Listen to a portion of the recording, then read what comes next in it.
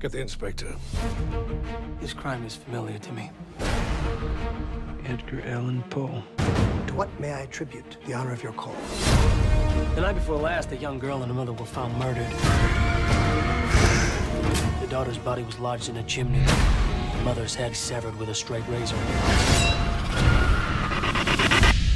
You're referring to one of my stories, a work of fiction. I'm afraid I am not.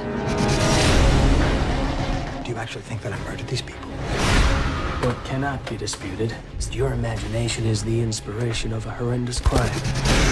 I love you, Edgar. Be careful. I believe the killer is taunting us. I challenge the brilliant detective mind of Edgar Allan Poe, a game of wits. I will kill again, and on that new corpse, I will leave clues.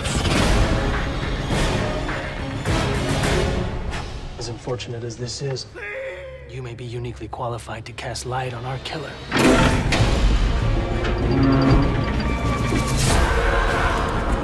The Pit and the Pendulum. Are there other stories in the collection? Specifically about murder?